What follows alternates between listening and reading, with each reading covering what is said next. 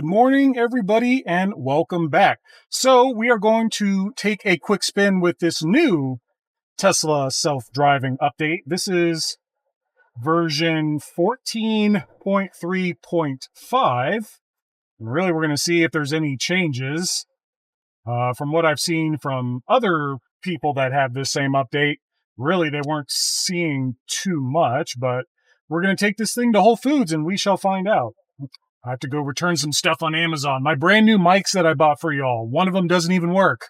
Like, DJI, what the hell? And yes, I know we'll address the elephant in the room. You probably noticed my powered electronic, I guess that's kind of the same thing, Sunshade.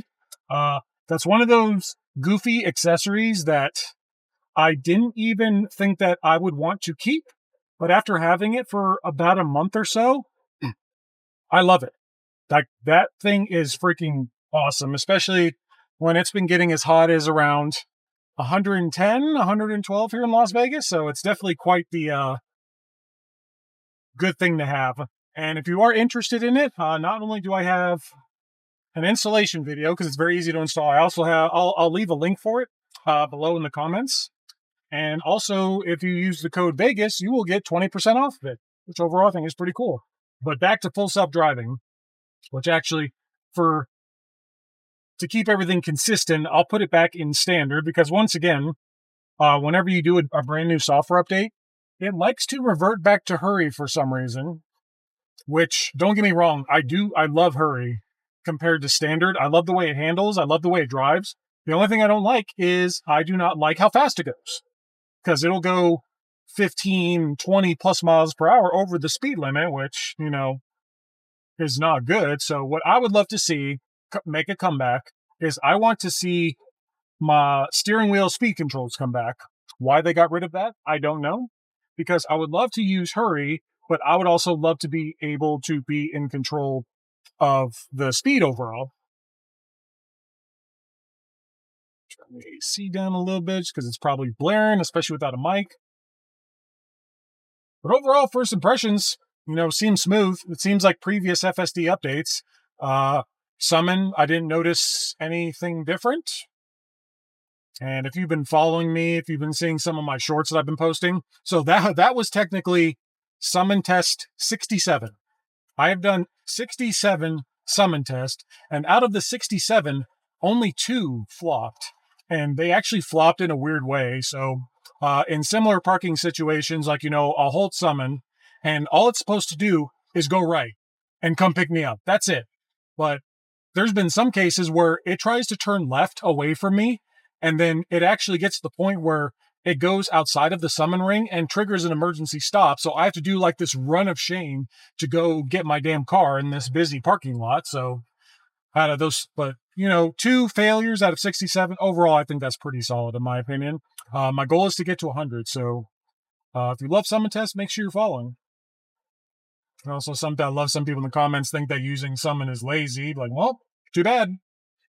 But then again, most of the people that think that, they don't have a Tesla themselves. So I think they're a little bit jealous that their car can't do that. Oh, well. Let's see how it does on this nice little kind of roundabout here. Overall, very smooth. Slows down a little bit just so we can accomplish the roundabout.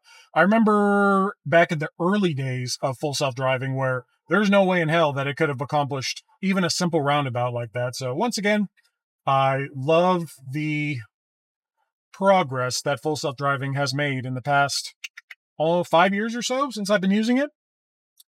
One thing that is still disappointing, the streak is still here, which there's been so much back and forth over the streak, but here's Matt's 2 cents on this.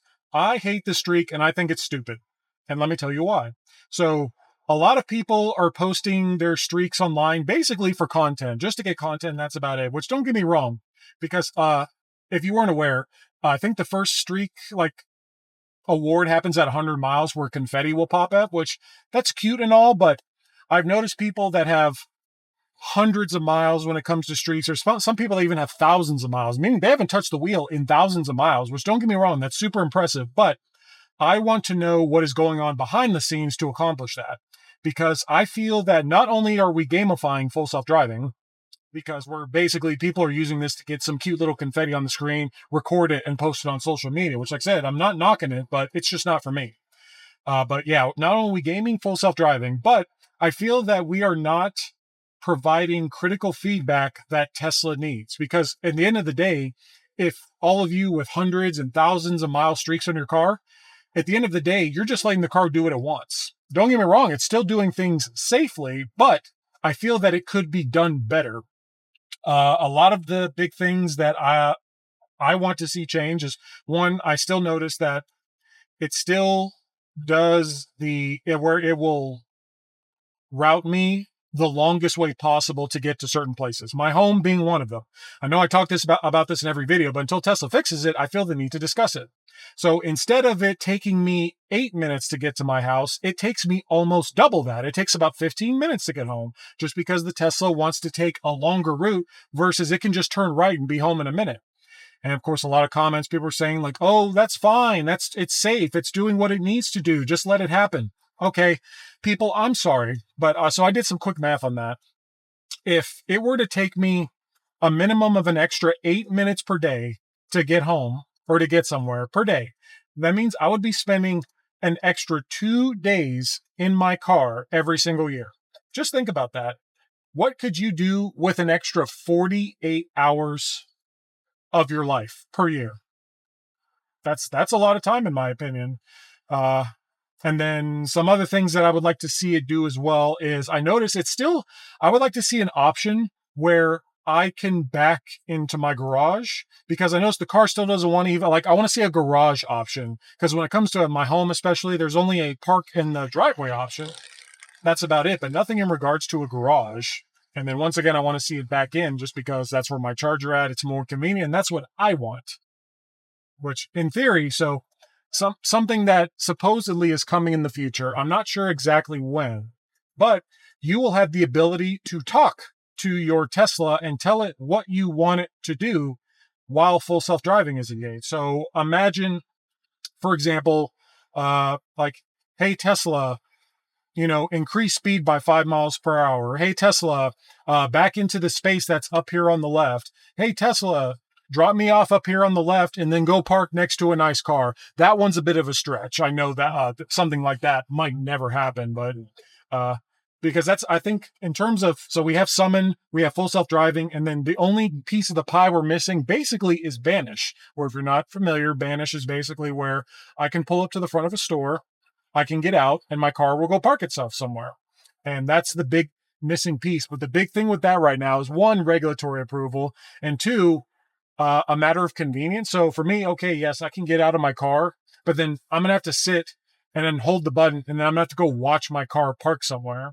And then once again, say that the car doesn't park somewhere where I like, because once again, I'm very particular where I park, or it parks next to a car that's absolutely beat to hell and full of dents. I don't want to park next to that car, because I know those people don't respect their vehicle. And I know, is for one, they will not respect mine. So, which once again, that's just me being super picky. But at the end of the day, that's what we need when you're doing using full self-driving and stuff like that. That's why I say, once again, that's why I disengage when I need to, so that I can provide feedback to Tesla.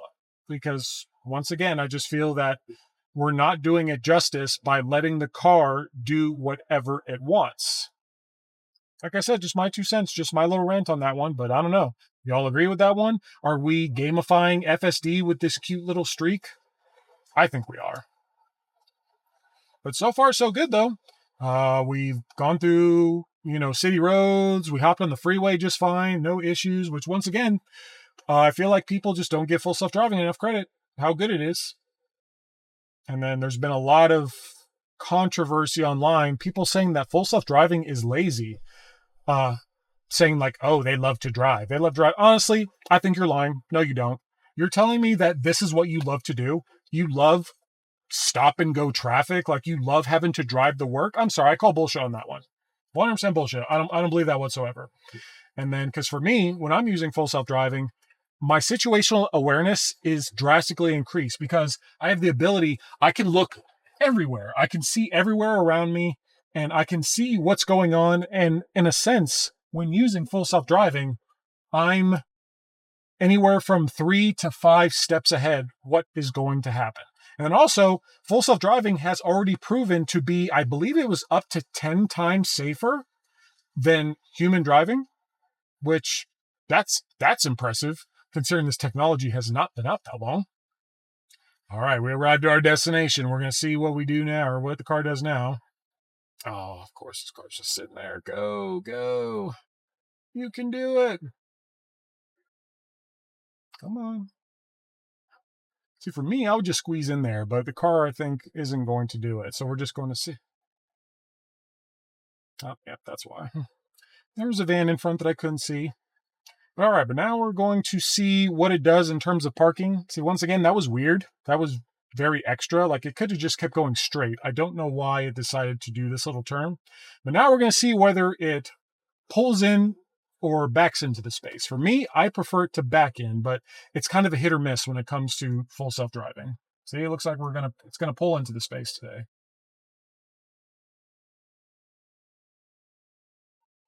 Yep, got to put up the sunshade. But really, folks, that's it. We have accomplished a 100% hands-free drive with full self-driving version 14.3.5 to include it came to pick me up, it drove me all the way to Whole Foods, and it parked for me. That's awesome, bud. Hopefully you enjoyed the video. If you have any questions or anything at all, feel free to drop them in the comments below. If you are interested in purchasing a Tesla and you want 3 free months of this full self-driving, I will leave my referral link in the description below as well, including the discount code and link for this electronic sunshade. But I hope you enjoy the rest of your day. See ya. Also, don't forget to subscribe. Can't believe I almost forgot that. But yeah, see ya.